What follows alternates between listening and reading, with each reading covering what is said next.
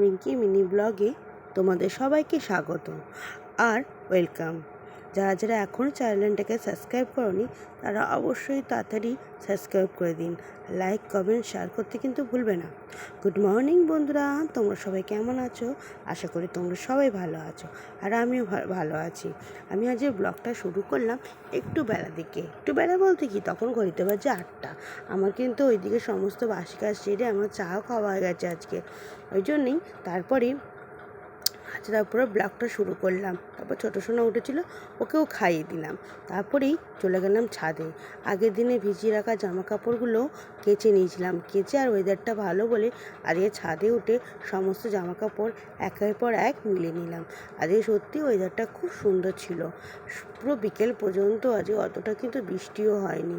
যাই হোক, এমনি থাকলেই ভালো, আর ভাল লাগছে না বৃষ্টি টিষ্টি, তাই না বন্ধুরা?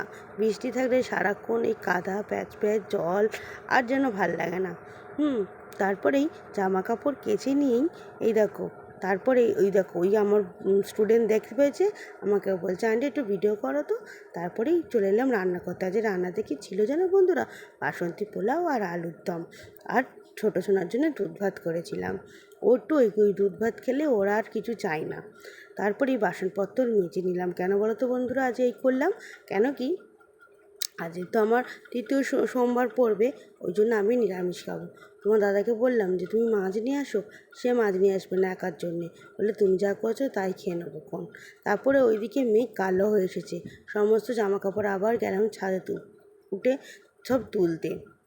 নাহলে যাও বা শুকিয়েছে, তাও বা ভিজে যাবে। তারপরেই দেখো কেমন মেঘ কালো হয়ে এসেছে, দেখেছো মেঘের কি অবস্থা? তারপরে দেখেছো বন্ধু, এটা কি বলো তো? আমাদের বাড়ির কাছেই এফসাই আছে। এখানে সমস্ত চাল গম আর চিনির গোডাউন। আমাদের এখানে যত যা রেশন যায় এইখান থেকেই মাল যায়। তারপরে ঘরে এসে সমস্ত জামা কাপড়গুলোকে ভাঁজ করে গুছিয়ে নিলাম আটপাট করে। কেন কি যে জিনিসটা সেই কাজ করার, সে জিনিসটা তখনই করে নেওয়া উচিত, পরে রাখলেই পরে থাকবে। তারপরেই সোনাইকে স্নান করিয়ে আর খাওয়াতে বসলাম। আর তোমার দাদাও আজকে তখনই টিফিন করতে বসেছে। কেন জানো?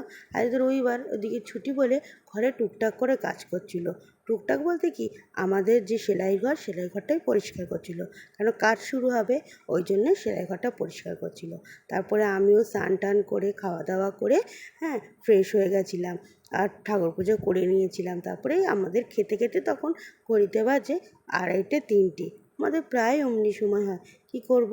যাই হোক, আজ এইটুকুনি থাকলো। ভিডিওটা ভালো লাগলে অবশ্যই লাইক কমেন্ট শেয়ার করতে কিন্তু ভুলবে না বন্ধুরা। Tata, good night.